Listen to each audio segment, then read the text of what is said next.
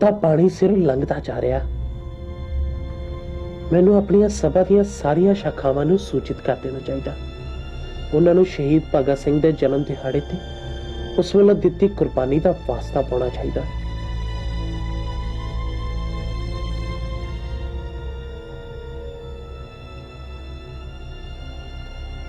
ਕਦੋਂ ਤੱਕ, ਆਖਰ ਕਦੋਂ ਤੱਕ ਰੰਗ ਤਮਾਸ਼ਾ ਵਿੱਚ ਮਸਤ ਰਹਾਂਗੇ ਅਸੀਂ? ਸੇਠ ਕੀਮਤੀ ਲਾਲ ਵਰਗੇ ਤਾਂ ਕੁਝ ਸਮੇਂ ਵਿੱਚ ਹੀ ਨਸ਼ਿਆਂ ਦਾ ਜਾਲ ਫੈਲਾ ਕੇ ਨਿਗਲ ਲੈਣਗੇ ਸਾਰੀ ਜਵਾਨੀ ਨੂੰ। ਤੇ ਧੀਆਂ ਭੈਣਾਂ, ਉਹਨਾਂ ਦੀ ਇੱਜ਼ਤ ਤਾਂ ਹੈ ਹੀ ਨਹੀਂ ਇਹਨਾਂ ਲਈ ਖਿਡੌਣੇ ਤੋਂ ਵੱਧ ਕੁਝ। ਇੱਕ ਨਹੀਂ, ਅਨੇਕਾਂ ਸਮੱਸਿਆਵਾਂ 'ਚ ਜੂਝ ਰਿਹਾ ਹੈ ਮੇਰਾ ਪੰਜਾਬ। ਸਾਨੂੰ ਰਲ ਕੇ ਕੁਛ ਕਰਨਾ ਚਾਹੀਦਾ। ਸਾਨੂੰ ਰਲ ਕੇ ਹੁਣ ਜ਼ਰੂਰ ਕੁਛ ਕਰਨਾ ਚਾਹੀਦਾ। ਮੈਂ ਫੋਨ ਕਰਤਾ।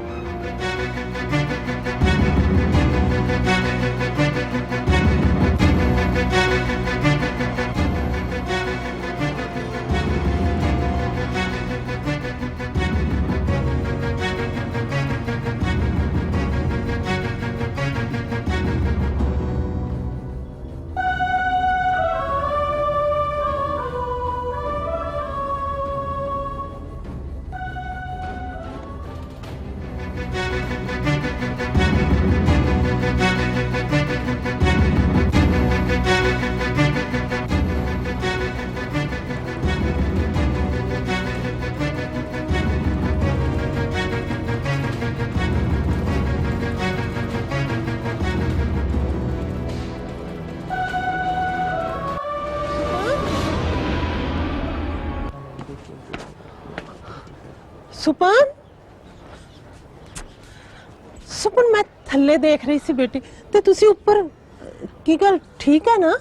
ਹਾਂਜੀ ਠੀਕ ਆ ਮਾਸੀ। ਸੁਪਨ ਮੈਂ ਸੋਚਦੀ ਹਾਂ ਬੇਟੇ, ਆਪਾਂ ਨੂੰ ਇਹ ਗੱਲ ਵਕੀਲ ਸਾਹਿਬ ਨਾਲ ਕਰ ਲੈਣੀ ਚਾਹੀਦੀ ਹੈ। ਮਾਸੀ ਮੈਂ ਵੀ ਇਹ ਸੋਚਦਾ। ਮੈਂ ਤਾਂ ਸਗੋਂ ਸੋਚਦਾ ਵੀ ਵਕੀਲ ਸਾਹਿਬ ਨਾਲ ਹੀ ਨਹੀਂ, ਇਹ ਗੱਲ ਹਰ ਆਮ ਇਨਸਾਨ ਤੱਕ ਪਹੁੰਚਣੀ ਚਾਹੀਦੀ ਆ, ਤਾਂ ਕਿ ਹਰ ਇਨਸਾਨ ਇਹੋ ਜਿਹੇ ਕੀਮਤੀ ਲਾਲ ਵਰਗੇ ਦਰਿੰਦਿਆਂ ਦੇ ਕਾਲੇ ਕਾਰਨਾਮਿਆਂ ਤੋਂ ਸਾਵਧਾਨ ਹੋ ਸਕੇ। ਮਾਸੀ ਮੈਂ ਆਪਣੇ ਸਭਾ ਦੇ ਮੈਂਬਰਾਂ ਨਾਲ ਤੇ ਹੋਰ ਵੀ ਕਾਫੀ ਬੰਦਿਆਂ ਨਾਲ ਮੈਂ ਗੱਲ ਕੀਤੀ ਆ। ਮੈਂ ਉਹਨਾਂ ਨੂੰ ਮਿਲਣ ਜਾਣਾ। ਅਸੀਂ ਕੁਝ ਕਰਨਾ ਚਾਹੁੰਦੇ ਮਾਸੀ ਰਲ ਕੇ। ਮੈਨੂੰ ਆਸ਼ੀਰਵਾਦ ਦਿਓ ਤੁਸੀਂ। ਮੈਂ ਜਾਵਾਂ ਹੁਣ। ਪਰਮਾਤਮਾ ਮੇਰੇ ਬੱਚਿਆਂ ਨੂੰ ਸੱਚ ਦੇ ਰਾਹ ਤੇ ਚੱਲਣ ਦਾ ਬਲ ਬਖਸ਼ੇ। ਮੈਂ ਜਾਵਾਂ ਮਾਸੀ ਹੁਣ। ਹਾਂ ਚਲ।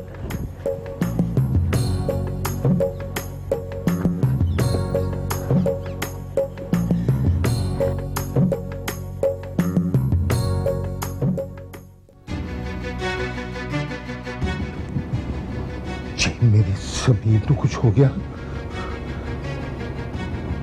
तो की करूंगा मैं?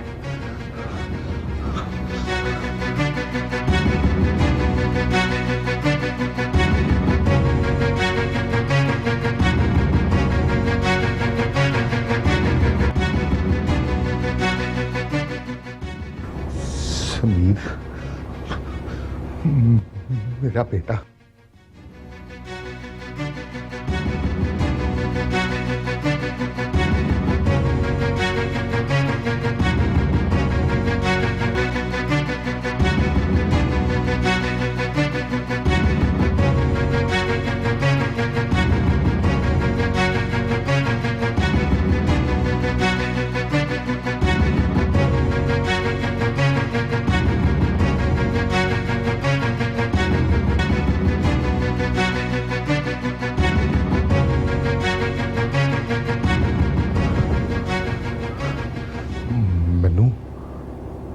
कुछ करना चाहिए, कुछ करना पैना मैनू।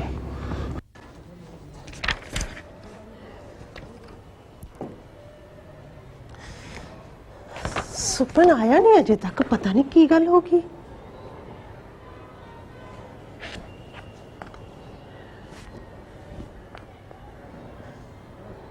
कटता फोन।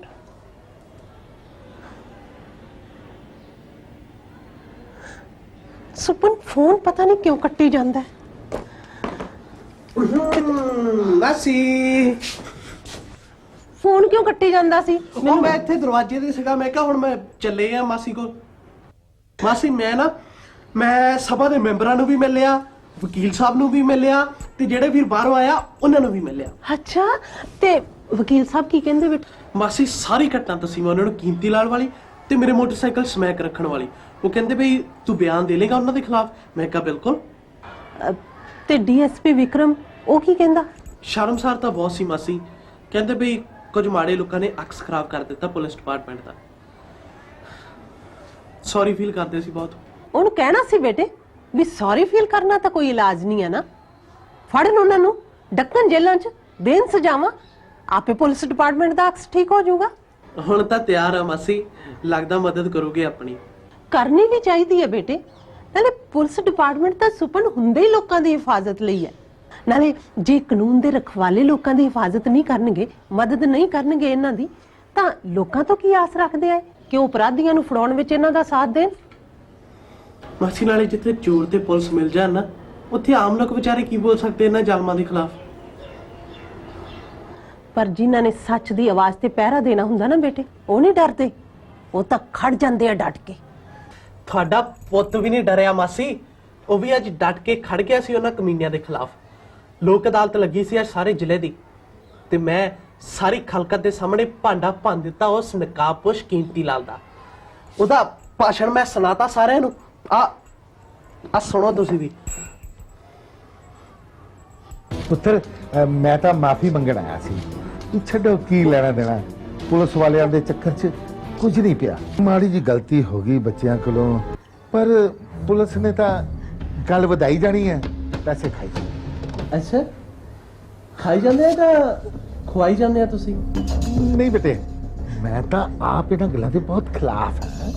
ਮੈਂ ਸੋਚਿਆ ਕੀ ਲੈਣਾ ਦੇਣਾ ਇਹਨਾਂ ਗੱਲਾਂ 'ਚ, ਜਾ ਕੇ ਸੁਲ੍ਹਾ ਕਰ ਲੈਣਾ।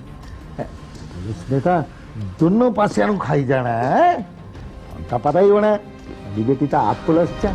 ਮੈਂ ਤੁਹਾਨੂੰ ਚੰਗੀ ਤਰ੍ਹਾਂ ਦੱਸਦਿਆ ਸੀ ਕੀਮਤੀ ਲਾਲ ਕਿ ਅਸੀਂ ਨਾ ਤਾਂ ਨਿੱਕੇ ਪੈਸੇ ਦੀ ਵੀ ਰਿਸ਼ਵਤ ਲੈਂਦੇ ਆ ਤੇ ਨਾ ਹੀ ਨਿੱਕੇ ਪੈਸੇ ਦੀ ਰਿਸ਼ਵਤ ਦਿੰਦੇ ਆ। ਤੇ ਜੇ ਕੋਈ ਸਾਨੂੰ ਦੇਣ ਦੀ ਜੁਰਤ ਕਰੇ ਵੀ ਤਾਂ ਤੇਰੀਆਂ ਭੇਜੀਆਂ ਚੂੜੀਆਂ ਵਾਂਗ ਮੂੰਹ ਤੇ ਮਾਰ ਕੇ ਚੂੜੀਆਂ ਚੂੜੀਆਂ ਕਿੱਥੇ ਹੋ ਕਿੱਥੇ?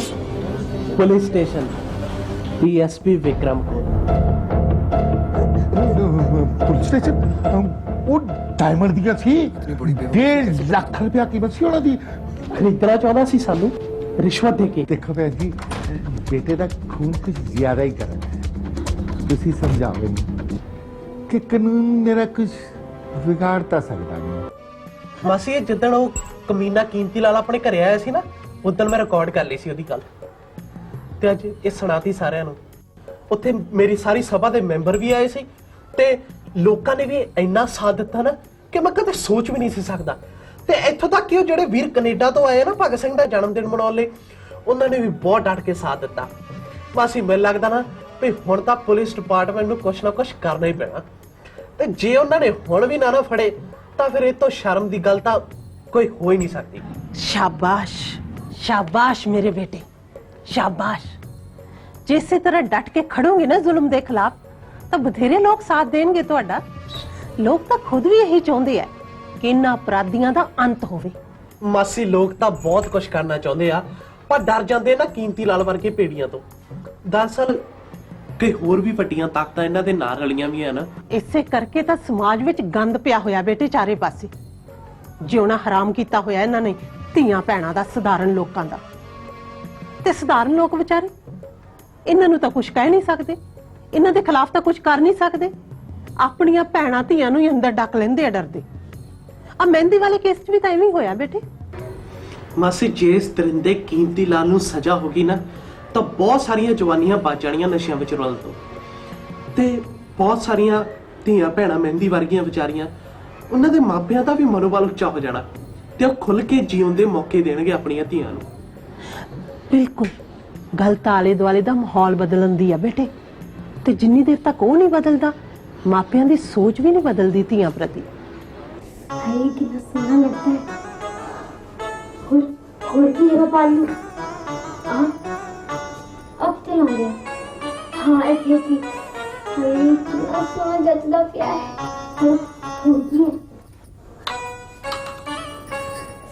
कितनी सोनी सोनी आवाज आनी पई है।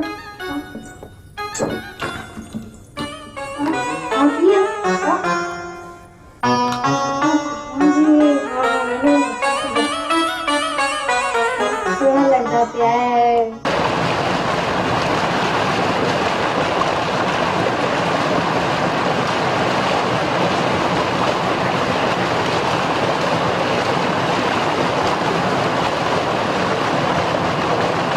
मॉली मॉली हाय हाय कित्थों लेके कितने सोने आ। ਸਾਡੇ ਸਕੂਲੇ ਨਾ ਫੰਕਸ਼ਨ ਹੈ ਮੈਮ ਨੇ ਦਿੱਤੇ ਆ। ਇਹਨੂੰ ਪਤਾ ਇਹਨੂੰ ਕਿੱਥੇ ਪਾਉਂਦੇ ਆ। ਇੱਥੇ ਪਾਉਂਦੇ ਆ ਇੱਥੇ ਇੱਥੇ ਇੱਥੇ ਚੱਲ ਬਾਕੀ ਨਹੀਂ ਮੈਂ ਇੱਧਰ ਹਾਂ ਮੈਡਮ ਦੱਸਦੇ ਪਈ ਸੀ ਇਹਨੂੰ ਏਦਾਂ ਪਾਣਾ। ਕਿੰਨੇ ਸੋਹਣੇ ਲੱਗਦੇ ਪਏ ਆ ਨਾ। ਕਿੰਨੇ ਸੋਹਣੇ ਲੱਗਦੇ ਆ। ਹੋਰ ਇੱਕ ਆ ਵੀ ਕਿੰਨੀ ਸਾਰੀ ਆਵਾਜ਼ ਦਿੰਦੀ ਆ। ਇਹਨਾਂ ਨੂੰ ਸੁਣ ਕੇ ਤੇ ਨਾ ਮੇਰੇ ਦਿਲ 'ਚ ਸੱਚੀ ਕੁਝ ਹੋਣ ਲੱਗ ਜਾਂਦਾ ਹੈ। ਇਹ ਵੀ ਹੋਰ ਵੀ ਦਿੱਤਾ ਹੈ। ਇਹ ਵੀ ਦਿੱਤੇ ਨੇ ਬਾਲਾਂ ਨੂੰ ਲਾਉਣ ਨੂੰ। ਆ ਵੀ ਦਿੱਤਾ ਹੈ। ਇਹਨੂੰ ਨਾ ਇੱਦਾਂ ਪਿੱਛੇ ਲਾ ਲੈਂਦੇ ਆ ਏਦਾਂ ਏਦਾਂ। ਤੈਨੂੰ ਕੁਝ ਹੋਰ ਦੱਸਣੀ ਆ। ਆ ਵੀ ਕੈਸੇ ਚੱਲ ਹੁਣ ਤੈਨੂੰ ਨਾ ਡਾਂਸ ਕਰਕੇ ਦਿਖਾਉਣੀ ਆ। ਕੱਲ ਨਾ ਮੇਰੀ ਫਾਈਨਲ ਡਰੈਸ ਰਿਹਰਸਲ ਹੈ। ਤੂੰ ਇੱਕ ਵਾਰ ਪਹਿਲੇ ਮੇਰੀ ਰਿਹਰਸਲ ਵੇਖ। ਨਹੀਂ ਮੈਨੂੰ ਬਹੁਤ ਭੁੱਖ ਲੱਗੀ ਆ। ਤੂੰ ਰੋਟੀ ਖਾਣੀ ਕਿ ਨਹੀਂ ਪਹਿਲਾਂ ਦੱਸ ਮੈਨੂੰ। ਨਾ ਮੈਨੂੰ ਭੁੱਖ ਨਹੀਂ ਲੱਗੀ। ਤੂੰ ਨਾ ਮਹਿੰਦੀ ਪਹਿਲਾਂ ਮੇਰੀ ਡਰੈਸ ਰਿਹਰਸਲ ਵੇਖ ਲੈ। ਕੱਲ ਸਾਰਿਆਂ ਨੇ ਵੇਖਣੀ ਹੈ। ਚੱਲ ਠੀਕ ਆ ਤੂੰ ਸ਼ੁਰੂ ਕਰ। ਮੈਂ ਰੋਟੀ ਲੈ ਕੇ ਆਣੀ। ਤੂੰ ਸ਼ੁਰੂ ਕਰ। ਅੱਛਾ ਜਲਦੀ ਆਈ। ਹਾਂ ਭੈਣ ਆ ਜਾ ਹੁਣ ਮੈਂ ਡਾਂਸ ਕਰਨਾ ਹੈ। ਜਲਦੀ ਆ ਵੀ ਜਾ ਹੁਣ।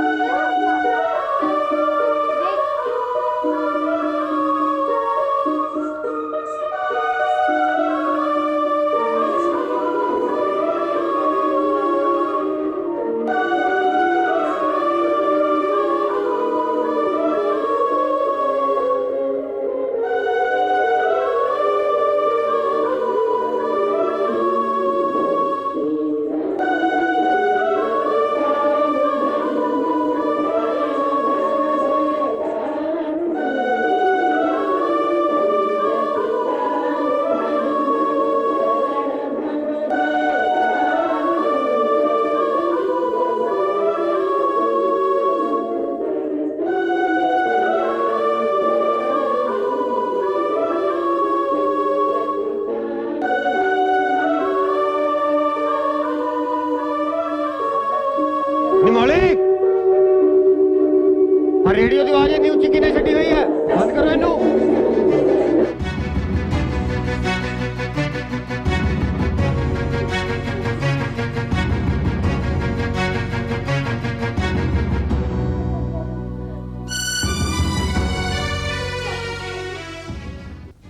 नाले रोटी लेके आ मेरे लिए छेती। पापा जी आई।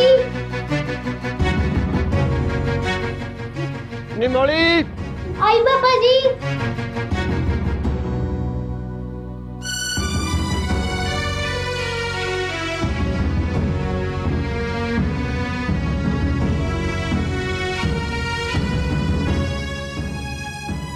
करी की जानी अंदर तू ना इतनी देर से बचा मारेंगे।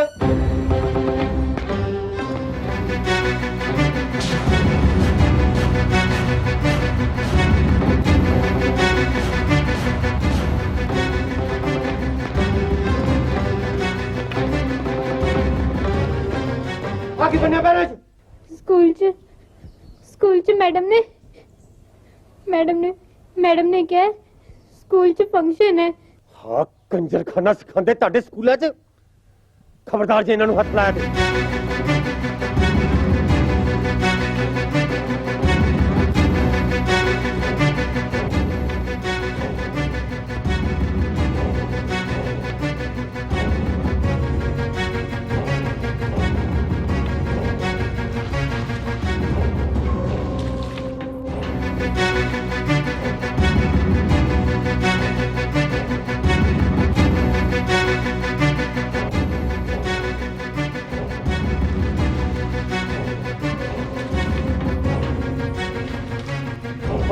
ਕੌਣ ਬੰਦੀ ਹੈ ਇਹਨਾਂ ਨੂੰ? ਲਾ ਦੇ ਇਹਨਾਂ ਨੂੰ, ਮੈਂ ਕਹਿੰਦਾ ਲਾ ਦੇ ਇਹਨਾਂ ਨੂੰ।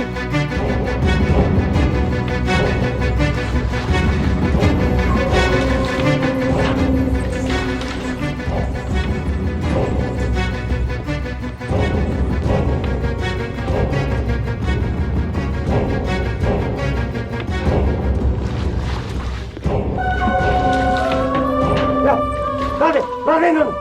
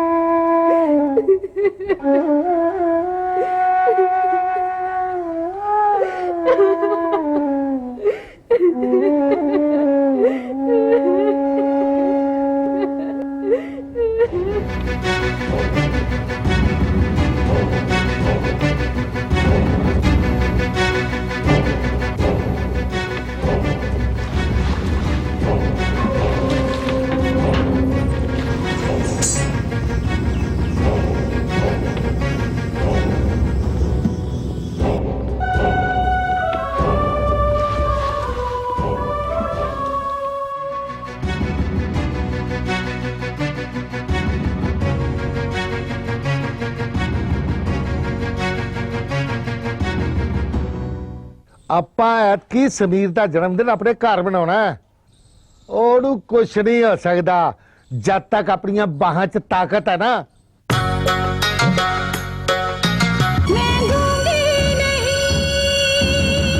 ਸਾਡੇ ਸ਼ਹਿਰ 'ਚ ਵਗਦੀਆਂ ਪਈਆਂ ਤੱਤੀਆਂ ਤੇਜ਼ ਹਵਾਵਾਂ, ਕਾਸ਼ ਅਸਾਂ ਦੇ ਸਿਰ ਤੇ ਕਰਦਾ ਕੋਈ ਤਾਂ ਠੰਡੀਆਂ ਛਾਵਾਂ। ਇਹ ਅੱਜ ਇੱਕ ਧੀ ਦੀ ਪੁਕਾਰ ਹੈ ਤੇ ਪ੍ਰਮਾਤਮਾ ਕਰੇ ਇਹ ਪੁਕਾਰ ਫਰਿਆਦ ਬਣ ਕੇ ਹਰ ਇਨਸਾਨ ਦੇ ਮੂੰਹੋਂ ਨਿਕਲੇ ਤੇ ਇੱਕ ਦੁਆ ਬਣ ਜਾਵੇ। ਤੁਸੀਂ ਇਸ ਲਈ ਦੁਆਵਾਂ ਕੀਤੀਆਂ ਤੇ ਸਾਡਾ ਸਾਥ ਦਿੱਤਾ, ਤੁਹਾਡਾ ਬਹੁਤ ਬਹੁਤ ਸ਼ੁਕਰੀਆ। ਆਪਾਂ ਐਤਕੀ ਸਮੀਰ ਦਾ ਜਨਮ ਦਿਨ ਆਪਣੇ ਘਰ ਮਨਾਉਣਾ ਹੈ। ਉਹਨੂੰ ਕੁਛ ਨਹੀਂ ਹੋ ਸਕਦਾ ਜਦ ਤੱਕ ਆਪਣੀਆਂ ਬਾਹਾਂ 'ਚ ਤਾਕਤ ਹੈ ਨਾ। ਇਹ ਕੀ ਹੈ ਤੇਰੀਆਂ ਕਾਲੇ ਕਰਤੂਤਾਂ ਦਾ ਕੱਚਾ ਇਹ ਤੂੰ ਠੀਕ ਨਹੀਂ ਕਰ ਰਿਹਾ ਡੀਐਸਪੀ, ਤੈਨੂੰ ਇਹ ਗੱਲ ਮਹਿੰਗੀ ਪੈ ਗਈ। ਅਬ ਮੈਨੂੰ ਇੱਕ ਫੋਨ ਕਰ ਦੇ ਠਹਿਰ ਜਾ, ਮੈਂ ਤੈਨੂੰ ਹੁਣੇ ਦੱਸਦਾ ਤਮਾਸ਼ਾ। ਹੁਣ ਜਿਹੜੇ ਫੋਨ ਹੋਣਗੇ ਥਾਣੇ ਚ ਆ ਕੇ ਦੇਖ ਤੈਨੂੰ ਗੱਲਾਂ ਮਹਿੰਗੀਆਂ ਪੈਣਗੀਆਂ, ਮੈਂ ਤੈਨੂੰ ਫਿਰ ਕਹੀ ਜਾਣਾ।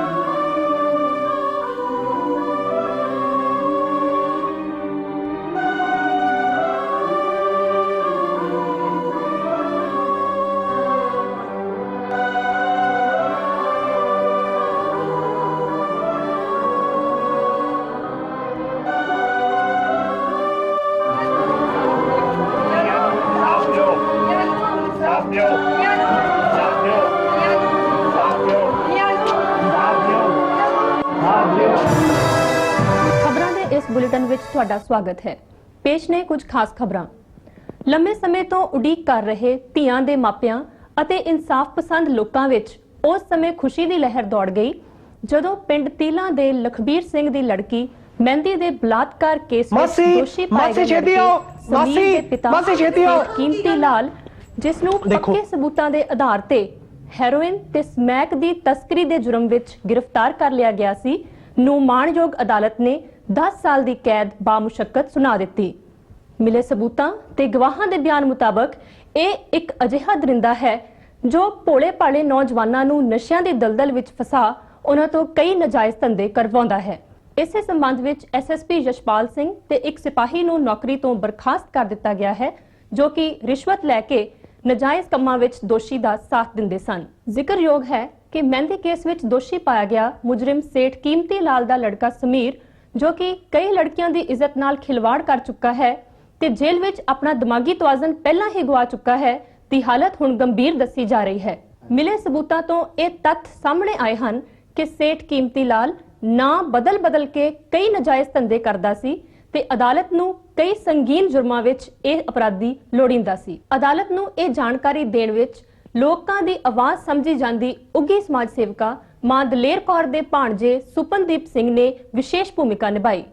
ਉਸਨੇ ਜਿੱਥੇ ਆਪਣੇ ਦੇਸ਼ ਵਿੱਚ ਵਸਦੇ ਲੋਕਾਂ ਦੀ ਸਹਾਇਤਾ ਨਾਲ ਕਈ ਅਹਿਮ ਤੱਥ ਇਕੱਤਰ ਕਰਕੇ ਅਦਾਲਤ ਸਾਹਮਣੇ ਪੇਸ਼ ਕੀਤੇ, ਉੱਥੇ ਵਿਦੇਸ਼ ਵਸਦੇ ਆਪਣੇ ਨੌਜਵਾਨ ਸਾਥੀਆਂ ਭਗਤ ਅਤੇ ਰਾਜ ਤੋਂ ਵੀ ਅਦਾਲਤ ਨੂੰ ਅਹਿਮ ਜਾਣਕਾਰੀ ਮੁਹੱਈਆ ਕਰਵਾਈ। ਨੌਜਵਾਨ ਸਭਾ ਦੇ ਸਰਗਰਮ ਮੈਂਬਰ ਸੁਪਨਦੀਪ ਸਿੰਘ ਅਤੇ ਲੋਕਾਂ ਨੇ ਕਈ ਅਜਿਹੇ ਤੱਥ ਇਕੱਤਰ ਕਰਕੇ ਅਦਾਲਤ ਸਾਹਮਣੇ ਪੇਸ਼ ਕੀਤੇ, ਜਿਨ੍ਹਾਂ ਨੂੰ ਝੁਠਲਾਇਆ ਨਹੀਂ ਸੀ ਜਾ ਸਕਦਾ ਤੇ ਨਤੀਜੇ ਵਜੋਂ ਸੇਠ ਕੀਮਤੀ ਲਾਲ ਨੂੰ ਆਪਣੇ ਜੁਰਮਾਂ ਦਾ ਇਕਬਾਲ ਕਰਨਾ ਪਿਆ। ਲੋਕਾਂ ਵਿੱਚ ਇਸ ਫੈਸਲੇ ਨੂੰ ਲੈ ਕੇ ਭਾਰੀ ਉਤਸ਼ਾਹ ਪਾਇਆ ਜਾ ਰਿਹਾ ਹੈ ਤੇ ਉਹਨਾਂ ਦਾ ਕਹਿਣਾ ਹੈ, ਰੱਬ ਦੇ ਘਰ ਦੇਰ ਹੈ, ਹਨੇਰ ਨਹੀਂ ਹੈ। ਬਾਕੀ ਦੀਆਂ ਖਬਰਾਂ ਇਸ ਕਮਰਸ਼ੀਅਲ ਬ੍ਰੇਕ ਤੋਂ ਬਾਅਦ। ਸੁਪਨ ਇਹ ਸਭ ਪੁੱਤ ਇਹ ਤਾਂ ਤੁਹਾਡਾ ਆਸ਼ੀਰਵਾਦ ਆ ਮਾਸੀ, ਨਹੀਂ ਤਾਂ ਮੇਰੇ ਪੱਲੇ ਕੀ ਸੀ। ਜਿਹਦੇ ਪੱਲੇ ਰੱਬ ਹਿੰਮਤ ਪਾ ਦੇਵੇ ਨਾ ਬੇਟੇ ਕਿਸੇ ਦੇ ਕੰਮ ਆਉਣ ਦੀ, ਉਹਨੂੰ ਕਿਸੇ ਹੋਰ ਚੀਜ਼ ਦੀ ਜ਼ਰੂਰਤ ਨਹੀਂ ਰਹਿੰਦੀ। ਮਾਸੀ ਤੁਸੀਂ ਇੱਕ ਵਾਰ ਕਿਹਾ ਸੀ ਨਾ ਕਿ ਭਗਤ ਸਿੰਘ ਤੇ ਉਹਦੇ ਸਾਥੀਆਂ ਨੇ ਤਾਂ ਪੂਰਾ ਦੇਸ਼ ਆਜ਼ਾਦ ਕਰਾ ਲਿਆ ਸੀ, ਤੇ ਉਹ ਵੀ ਅੰਗਰੇਜ਼ਾਂ ਕੋਲੋਂ, ਤੇ ਤੁਸੀਂ ਸਮਾਜਿਕ ਬੁਰਾਈਆਂ ਤੋਂ ਨਹੀਂ ਆਪਣੇ ਦੇਸ਼ ਨੂੰ ਆਜ਼ਾਦ ਕਰਾ ਸਕਦੇ। ਤਾਂ ਮੈਂ ਤੇ ਸਾਰੇ ਸਾਡੇ ਸਭਾ ਦੇ ਮੈਂਬਰ ਅਸੀਂ ਰਲ ਕੇ ਗੁਰਦੁਆਰਾ ਸਾਹਿਬ ਗਏ, ਉੱਥੇ ਰੱਬ ਤੋਂ ਹਿੰਮਤ ਮੰਗੀ, ਤੇ ਫਿਰ ਪਤਾ ਹੀ ਨਹੀਂ ਲੱਗਿਆ ਲੋਕਾਂ ਨੇ ਸਾਡਾ ਇੰਨਾ ਜ਼ਿਆਦਾ ਸਾਥ ਦਿੱਤਾ, ਅਸੀਂ ਤਾਂ ਕਦੇ ਸੋਚਿਆ ਵੀ ਨਹੀਂ ਸੀ ਮਾਸੀ। ਲੋਕ ਸੱਚ ਦਾ ਸਾਥ ਦਿੰਦੇ ਆ ਬੇਟੇ, ਬਸ ਇੱਕ ਵਾਰ ਨਿਰਭੈ ਹੋ ਕੇ ਕਿਸੇ ਨੂੰ ਅੱਗੇ ਲੱਗਣ ਦੀ ਜ਼ਰੂਰਤ ਹੁੰਦੀ ਹੈ, ਤੇ ਉਹ ਹਿੰਮਤ ਰੱਬ ਨੇ ਮੇਰੇ ਬੱਚਿਆਂ ਨੂੰ ਦਿੱਤੀ ਹੈ। ਬਾਕੀ ਇਸ ਚੈਨਲ ਵਾਲਿਆਂ ਨੇ ਵੀ ਬੜੀ ਹਿੰਮਤ ਵਿਖਾਈ ਹੈ ਸੁਪਨ, ਇਸ ਕਮੀਨੇ ਨੂੰ ਬੇਨਕਾਬ ਕਰਨ ਦੀ, ਤੇ ਅਖਬਾਰਾਂ ਵਾਲੇ ਵੀ ਹੁਣ ਬੜਾ ਕੁਝ ਲਿਖ ਰਹੇ ਆ ਇਹਦੇ ਬਾਰੇ। ਮਾਸੀ ਜੀ ਸਾਰੇ ਟੀਵੀ ਚੈਨਲਾਂ ਤੇ ਅਖਬਾਰਾਂ ਵਾਲਿਆਂ ਨੇ ਆਪਣੀ ਕਾਰਗੁਜ਼ਾਰੀ ਏਦਾਂ ਹੀ ਚਲਾਈ ਰੱਖੀ ਨਾ, ਤਾਂ ਇਹਨਾਂ ਸਮਾਜਿਕ ਅਪਰਾਧੀਆਂ ਨੂੰ ਬਹੁਤ ਜਲਦੀ ਅੰਦਰ ਕੀਤਾ ਜਾ ਸਕਦਾ। ਹੁਣ ਨਿਭਾਉਣੀ ਪਊਗੀ ਬੇਟੇ, ਕਿਉਂਕਿ ਸਮੇਂ ਦੇ ਨਾਲ ਸਭ ਨੂੰ ਬਦਲਣਾ ਹੀ ਪੈਂਦਾ। ਬਾਕੀ ਬਹੁਤ ਸਾਰੇ ਚੰਗੀ ਸੋਚ ਵਾਲੇ ਤਾਂ ਪਹਿਲਾਂ ਹੀ ਲੱਗੇ ਹੋਏ ਆ ਇਸ ਪਾਸੇ। ਹੁਣ ਲੋਕ ਵੀ ਇਹੀ ਚਾਹੁੰਦੇ ਆ ਬੇਟੇ ਕਿ ਇਸ ਮੀਡੀਆ ਤੋਂ ਸਿਰਫ ਸੱਚ ਨੂੰ ਹੀ ਪੇਸ਼ ਕੀਤਾ ਜਾਵੇ। ਮਾਸੀ ਮਨੋਰੰਜਨ ਆਪਣੀ ਥਾਂ ਤੇ ਆ ਤੇ ਜੀਵਨ ਦਾ ਸੱਚ ਆਪਣੀ ਥਾਂ ਤੇ, ਦੋਨਾਂ 'ਚ ਹੁਣ ਫਰਕ ਤਾਂ ਸਾਨੂੰ ਸਮਝਣਾ ਹੀ ਪੈਣਾ ਨਾ। ਵਿਦੇਸ਼ਾਂ 'ਚ ਬੈਠਾ ਸਾਡਾ ਪੰਜਾਬੀ ਭਾਈਚਾਰਾ ਵੀ ਬੜੀ ਸ਼ਿੱਦਤ ਨਾਲ ਮਹਿਸੂਸ ਕਰ ਰਿਹਾ ਬੇਟੇ ਹੁਣ ਇਸ ਲੋੜ ਨੂੰ, ਉਹ ਵੀ ਸਾਰਾ ਜੁਟ ਗਿਆ ਹੁਣ ਇਸ ਪਾਸੇ। ਮਾਸੀ ਸਾਡੀ ਸਭਾ ਦੇ ਮੈਂਬਰ ਬਹੁਤ ਸਾਰੇ ਉਪਰਾਲੇ ਕਰ ਰਹੇ ਆ ਹੁਣ, ਤੇ ਵੱਡੀ ਗੱਲ ਤਾਂ ਇਹ ਆ ਕਿ ਬਹੁਤ ਸਾਰੀਆਂ ਭੈਣਾਂ ਵੀ ਆ ਹੁਣ ਸਾਡੇ ਨਾਲ।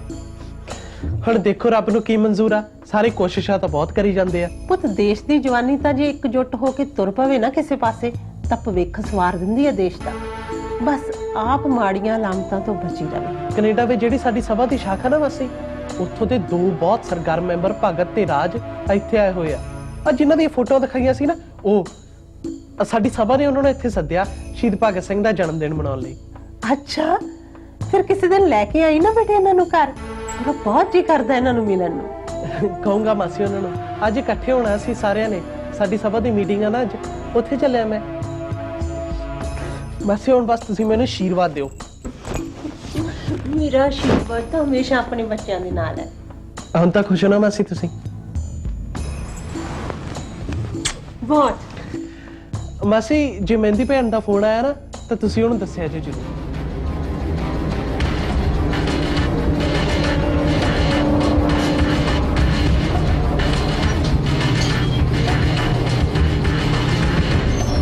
ਪਤਾ ਪੈਰੈਂਟ ਕੌਣ ਬਣਦੀ ਹੈ ਇਹਨਾਂ ਨੂੰ? ਮੈਂ ਕਹਿੰਦਾ ਲਾ ਦੇ ਇਹਨਾਂ ਨੂੰ, ਲਾ ਦੇ ਇਹਨਾਂ ਨੂੰ।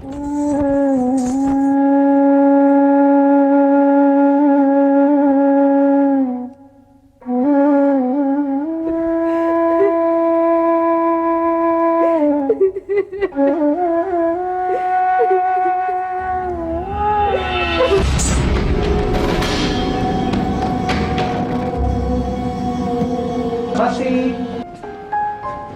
ਆ ਦੇਖੋ ਕੌਣ ਮਿਲਿਆ ਇਹਨਾਂ ਨੂੰ। ਬੈਠੋ ਭਾਜੀ।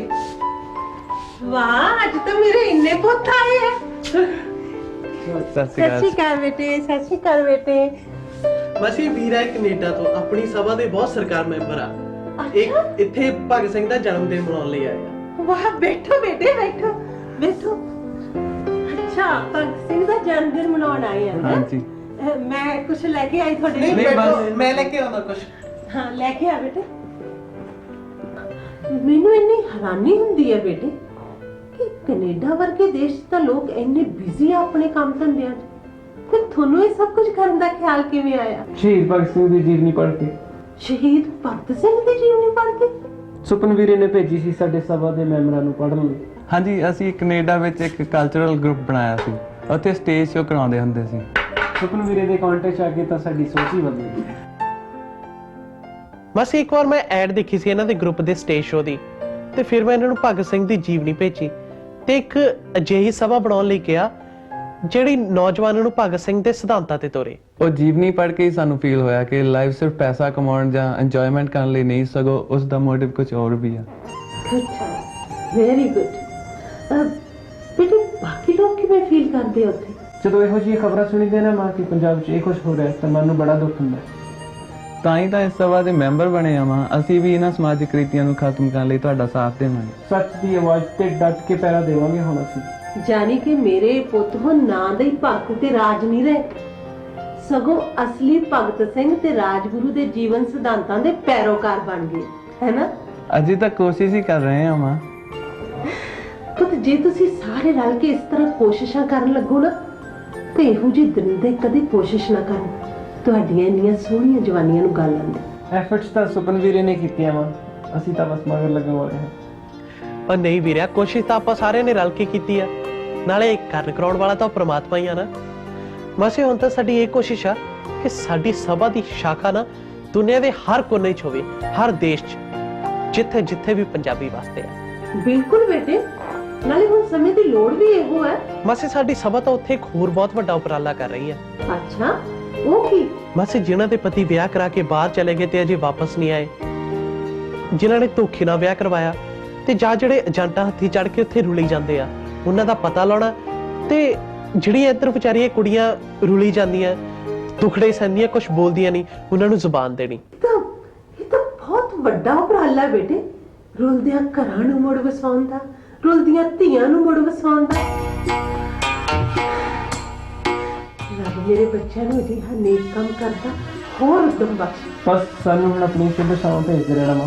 ਤੁਹਾਡੇ ਬਾਰੇ ਅਕਸਰ ਜ਼ਿਕਰ ਹੁੰਦਾ ਸੀ ਮਾਂ। ਇੱਛਾ ਸੀ ਤੁਹਾਨੂੰ ਮਿਲਣ ਦੀ, ਰੱਬ ਨੇ ਪੂਰੀ ਕਰ ਦਿੱਤੀ। ਸਾਡੀ ਸਭਾ ਦੇ ਮੈਂਬਰਾਂ ਨੇ ਵੀ ਇਹੋ ਕਿਹਾ ਸੀ ਮਾਂ ਕਿ ਅਸੀਂ ਤੁਹਾਨੂੰ ਜ਼ਰੂਰ ਮਿਲ ਕੇ ਆਈਏ। ਆਪਣੀ ਸਭਾ ਦੇ ਸਾਰੇ ਮੈਂਬਰਾਂ ਨੂੰ ਮੁਬਾਰਕਬਾਦ ਦਿਆ ਜੋ ਬੇਟੇ ਮੇਰੇ ਵੱਲੋਂ ਇੰਨਾ ਚੰਗਾ ਕੰਮ ਕਰਨ ਦੀ, ਤੇ ਨਾਲੇ ਆਖਿਆ ਜੋ ਮੇਰੇ ਵੱਲੋਂ ਕਿ ਤੁਹਾਡੇ ਵਰਗੇ ਨੌਜਵਾਨਾਂ ਦੀ ਬਹੁਤ ਲੋੜ ਆ ਉਹਨਾਂ ਦੀ ਜੰਮਣ ਭੋਏ ਨੂੰ। ਜ਼ਰੂਰ ਦੇਵਾਂਗੇ ਮਾਂ। ਅੱਛਾ ਮੈਂ ਚੱਲਦੇ ਅਸੀਂ। ਬੇਟੇ ਅੱਜ ਰੋ ਸਾਡੇ ਕੋਲ। ਨਹੀਂ ਸਾਡਾ ਪ੍ਰੋਗਰਾਮ ਉੱਥੇ। ਮਾਸੀ ਮੈਂ ਵੀ ਇਹਨਾਂ ਦੇ ਨਾਲ ਹੀ ਜਾਣਾ। ਅੱਜ ਉਹ ਸਾਡੀ ਸਭਾ ਦਾ ਪ੍ਰੋਗਰਾਮ ਆ ਨਾ, ਤੇ ਕਹਿੰਦੇ ਸੀ ਇਹ ਮਾਂ ਨੂੰ ਮਿਲਣਾ। ਮੈਂ ਕਿਹਾ ਚਲੋ ਮੈਂ ਤੁਹਾਨੂੰ ਮਿਲਾ ਲਿਆਉਂਦਾ। ਤਾਂ ਬਹੁਤ ਚੰਗਾ ਵੀ ਕੀਤਾ ਬੇਟੇ। ਜਿਉਂਦੇ ਰਹੋ ਮੇਰੇ ਪੁੱਤ। ਅੱਛਾ ਮਾਸੀ ਜੀ, ਅੱਛਾ ਤੂੰ ਮੈਂ ਵੀ ਚੱਲਦਾ।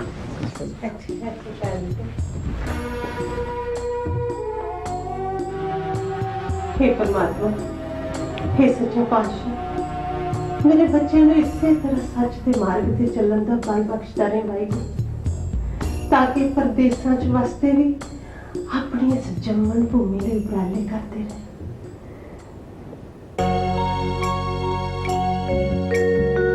ਦੇਸ਼ ਦੀਆਂ ਸਰਹੱਦਾਂ ਦੇ ਲਈ ਬਣ ਰੱਖੇ ਅਸੀਂ ਖੂਨ ਬਹਾਇਆ, ਘਰਾਂ ਦੀਆਂ ਸਰਹੱਦਾਂ ਯਾਰੋ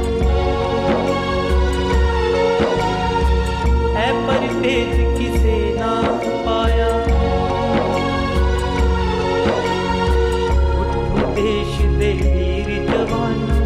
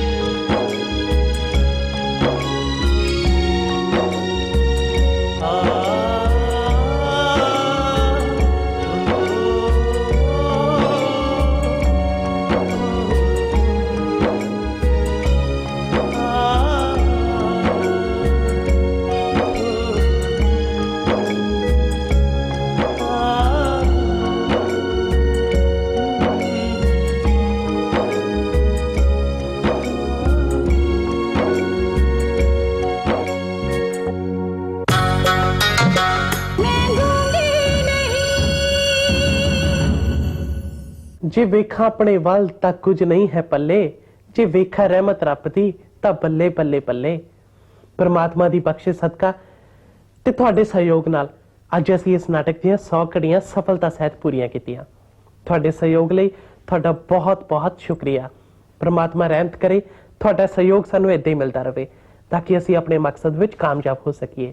ਲੋਕ ਆਵਾਜ਼ ਬਣ ਚੁੱਕੇ ਲੜੀਵਾਰ ਨਾਟਕ ਮੈਂ ਗੂੰਗੀ ਨਹੀਂ ਦੀਆਂ 100 ਕਿਸ਼ਤਾਂ ਦੇ ਸਫ਼ਰ ਦੀ ਸਫਲ ਪੇਸ਼ਕਾਰੀ ਤੇ ਮੈਂ ਦਵਿੰਦਰ ਸਿੱਧੂ ਨੂੰ ਵਧਾਈ ਤੇ ਸ਼ੁਭ ਕਾਮਨਾਵਾਂ ਪੇਸ਼ ਕਰਦਾ ਹਾਂ।